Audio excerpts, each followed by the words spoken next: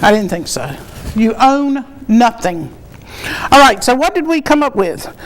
We came up with, how you like that? What we got? I forgot this. We got this 6 and 15. What do we got? 15. 23 and 20. 11, 16. Oh, where's these numbers? 6, 15. It's 22. How about that? 6, 15. I guess it's 22. And 16, 21, 26, 41. Yeah, that's what it is. 41.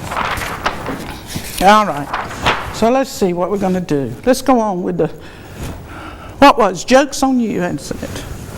Jokes on you. Maybe we'll do this one. Let's pull this one out and see what we have. Let's pull it out of here. Let's pull it out of here. See what we got here going on. All right. We got, oh my God. I guess I just need to sit here in silent meditation or a very somber prayer. I mean, see, when these things happen, and they happen every second while I'm on the show and every second that I'm not on the show, because all of this weaves together into something so beautiful. So beautiful that I can't convey it. I can't convey it with this pen. I can't convey it with my words. I'm inadequate to be able to say what this is. We started off with the show about joy and about how we seek joy. Our whole lives are about trying to get as much joy as we can, and we even think that we want to extend it to others. And we think that we can help people, and we think that we can do something to make a difference. And, we want to enjoy this. There's the word, enjoy. We want to be happy, and we think that we're not. And so we spend our lives building families and getting married, and sometimes we get married and sometimes we don't, and sometimes we divorce, and sometimes we separate, and sometimes we do a lot of things. Sometimes we have extramarital affairs, and sometimes, we eat too much, and sometimes we don't, and sometimes we buy a lot of things and go after a lot of different vocations and careers, and we're all the time trying to fill our lives with more joy because we think that we don't have it. We don't know that we are walking joy, and there's nothing we need. There's nowhere we need to go. There's nobody we need to be. And there's nobody that's in that place of position that's going to help us get any further than we are, because we're where we're supposed to be. That's the whole deal. We spend our lives seeking to be happy, and we don't know that we are already happy. We're already content. We're already as complete and as satisfied as we'll ever be.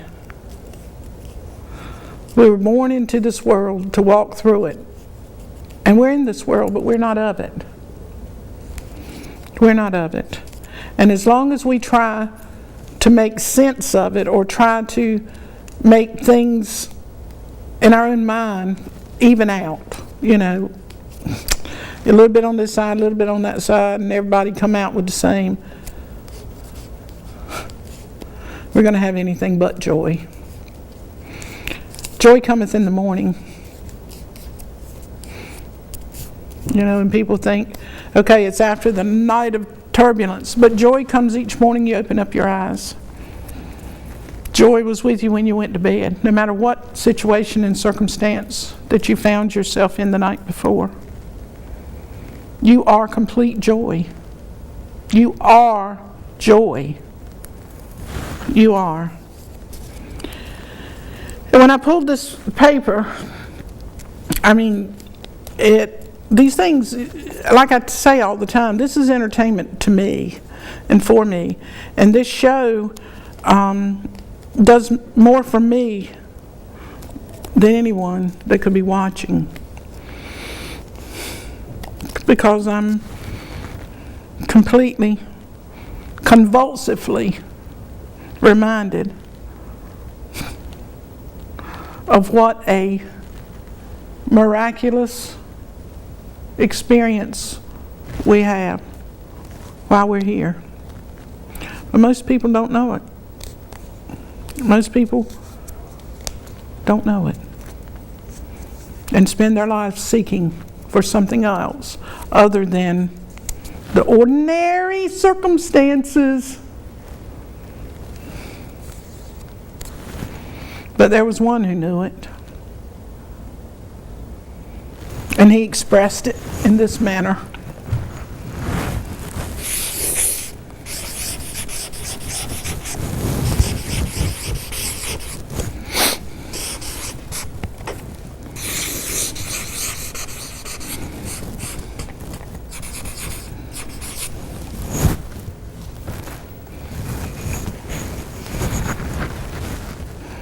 Jesus wept. John 11:35.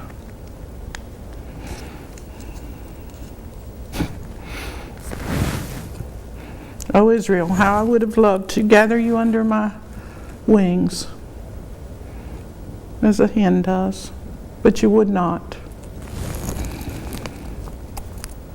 We refuse to be enveloped. We refuse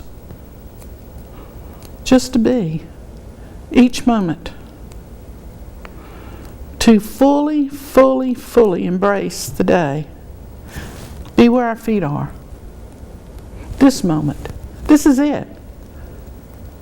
This is it. This is it. There is no other it. This is it. There's nothing I'm going to get. There's nothing I'm going to be. There's nowhere I'm going to go that's going to expand me. It does not exist. And when we have family difficulties and we want them to be resolved, what is it that we're trying to do? What is it that we are trying to do?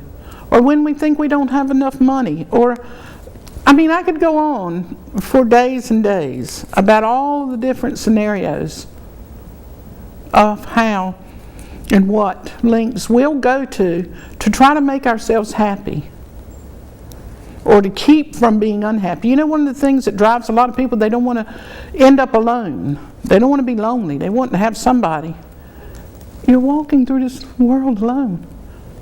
I'd like to see you try to grab anybody that you think that you want in your lives and put them inside of you. Or how are they going to crawl in the grave with you? How? Jesus knew these things. Jesus wept.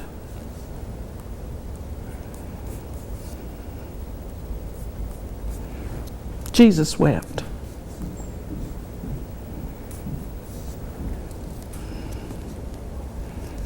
Did he know that all life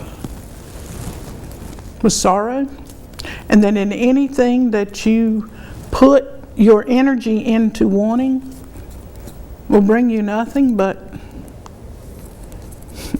dissatisfaction? You've got a begging bowl. It's never filled. You just want. It's never filled. Simplify. Simplify your life. There's an answer in that. Simplify. Simplify.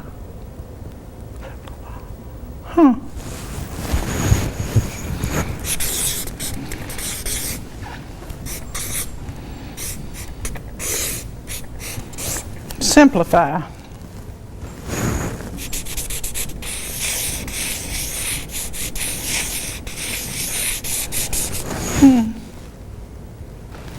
Simplify. Okay, let's go with it. We've got I'm not going to keep them all out, Mitzi, this time. Good gracious, I'll be adding here from now till Tuesday. That's tomorrow. Okay, we got a 1, we got a 9, we got a 4, we got a 7. There's that P that's at the end of envelope. Okay, well, you can't come up there, buddy. You got to come down here where you belong. Okay, 9. We got a 6, and we got that 7, but it's 25. Make sure, 9, 9, 7, 1, 4, 7, 3, 6. 9, 9's 18. Woo!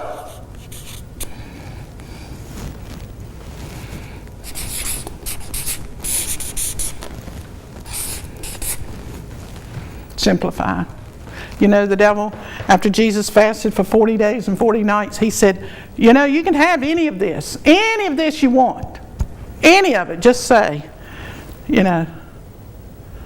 And he said, get thee behind me, Satan. He didn't need a thing. He didn't need a thing, and he wanted less than that. This number right here is release.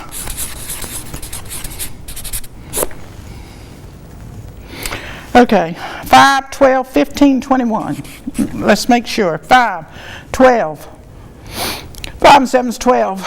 15, 21. That's what it is. You know what that is, don't you? That's the dance. I love this. That's the universe.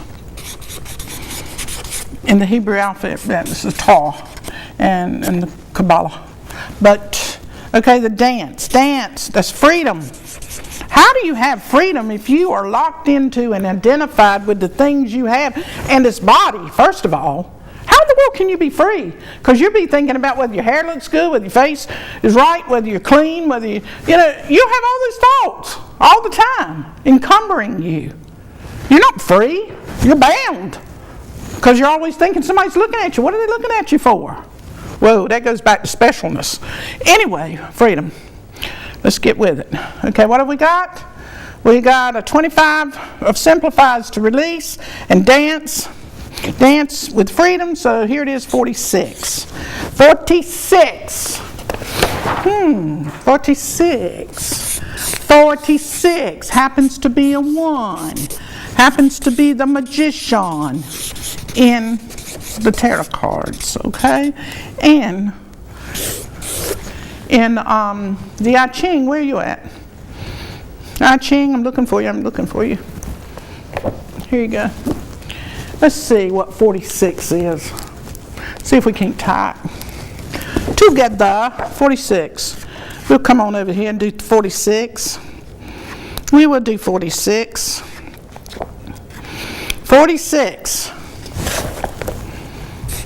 Pushing up. Okay? In this particular book, rising. Now, a human mind would automatically say, wow, there's some effort in pushing up, and I'm going to rise up. Wow, I'm going to get higher than what I am right now. People are going to respect me. I'm going to have a good job. I'm going to get a lot of education. I'm going to have a lot of money. I'm going to get my body in shape because I'm going to be physically fit. So I'm rising above, everybody else. So, rising is greatly developmental. It calls for seeing a great person so there will be no grief. An expedition south brings good fortune. Let us read. Rising means climbing from lowliness to heights. As for the qualities of the hexagram, above is earth, following, and below is wind, entering. So the two key words here in rising up are following. Whoa. Following? What do we follow? We follow that knowing that you were born with. And what is the other word? Well, I better put my glasses back on if I want to see it. Wind, entering. Entering. Paula, you know, I didn't think that rising and pushing up had anything to do with knowing and entering. Let me see. Where did you get those ideas from? That to rise above something, like steam, rises when water boils, right? And it had to follow the boiling I'm talking about. The natural laws had to follow the natural laws of boiling. Now, how did it know how to boil? How did it know that? Because it entered into the water when the water existed. Paula, what are you saying? I'm saying follow yourself. Know yourself. Enter yourself. So that when you are brought to a certain degree, like steam, after you boil, let's see what boil is. 6, 9, and 3. So we got a 15 and, whoa! Oh gosh. 20, and a steam is 2, 5, 1, 4. We got a 6, and we got a 7. Okay. Maybe this is why Jesus wept. Maybe. We can say that. We can say that we have a mother, father, child, God within us that knows